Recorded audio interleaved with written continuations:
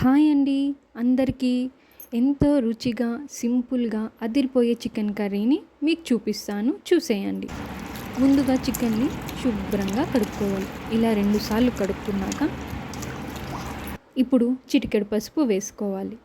Salt కొద్దిగా వేసుకోవాలి. ఇలా పసుపు సాల్ట్ వేయడం వల్ల పచ్చివాసన పోతుంది. ఒకసారి బాగా కలుపుకొని పక్కన పెట్టుకోవాలి. ఇప్పుడు 2 పెద్ద సైజ్ ఆనియన్స్ని ఇలా కట్ చేసుకోవాలి.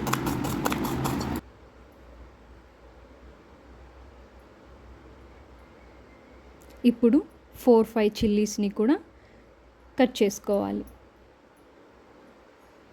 ఇలా టమోటాని కూడా కట్ చేసి జార్లోకి వేసుకోవాలి.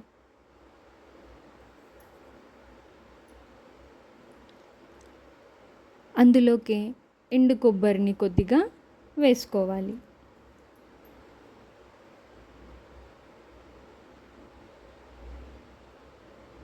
ఇప్పుడు చెక్క కొద్దిగా, లవంగాలు 2, మిరియాలు కొద్దిగా, గసగసాలు 1/2 స్పూన్, ధనియాల పొడి 1 స్పూన్, కారం 4 స్పూన్స్. మేము కొంచెం స్పైసీగా తింటాం కాబట్టి 4 స్పూన్స్ వేసుకున్నాను. మీకు కావాలంటే మీరు ఇంకో స్పూన్ వేసుకోవచ్చు. చివరిగా కొద్దిగా వాటర్ వేసి పేస్ట్ చేసుకోవాలి. ఇలా బాగా పేస్ట్ చేసి పక్కన పెట్టుకోవాలి.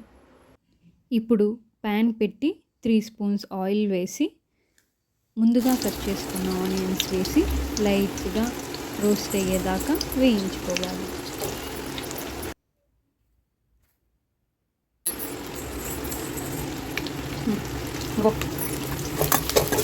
ఇలా కలుపుతూ వేయించుకోవాలి.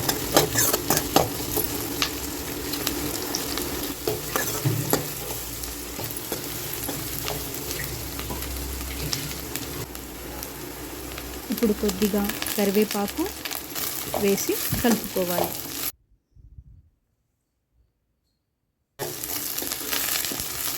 ఇందులోకి చిల్లీస్ని కూడా వేసేయాలి.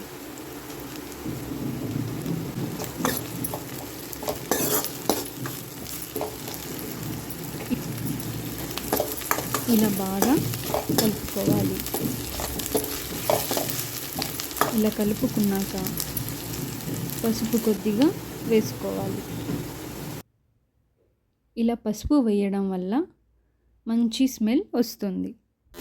ఇందులోకి అల్లం వెల్లుల్లి పేస్ట్ వేసుకొని పచ్చి వాసన అంతా వెళ్ళేదాకా బాగా కలుపుకోవాలి.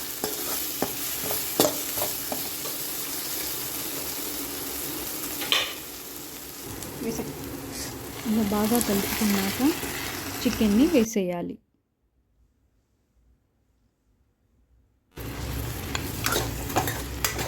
ఇప్పుడు బాగా కలుపుకొని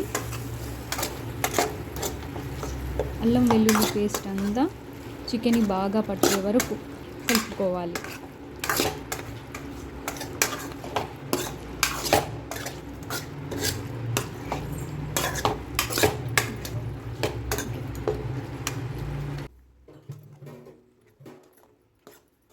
ఇలా ఒక 5 నిమిషాల వరకు కలుపుకున్నాక మనం ముందుగా పేస్ట్ చేసుకున్న మసాలాని ఇందులో వేసుకోవాలి. మసాలా మొత్తం వేసాక మళ్ళీ ఒకసారి బాగా కలుపుకోవాలి.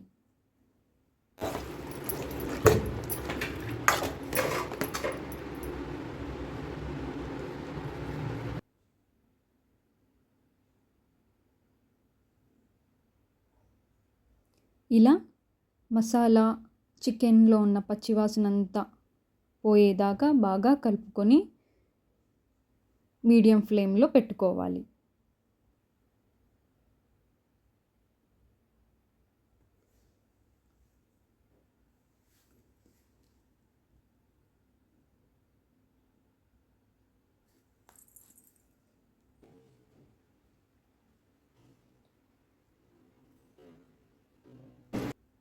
ఇలా బాగా ఉడకనివ్వాలి.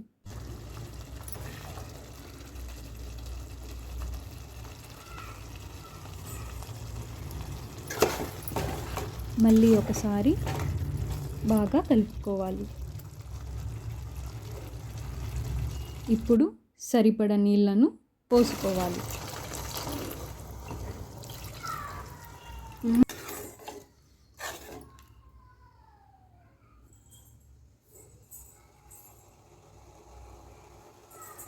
నీళ్ళను పోసుకున్నాక బాగా ఒకసారి కలుపుకోవాలి. ఇప్పుడు 4 to 5 విజిల్స్ పెట్టుకోవాలి.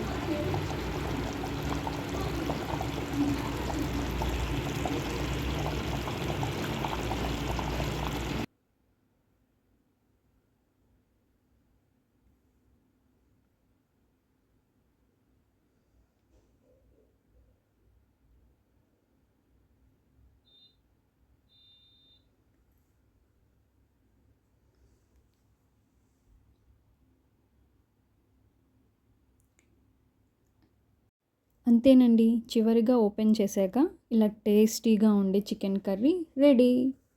ఈ చికెన్ కర్రీని సంగటిలోకి, రైస్లోకి, చపాతీలోకి తింటే సూపర్ ఉంటుంది.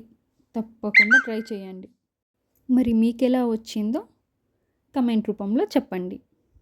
Thanks for watching.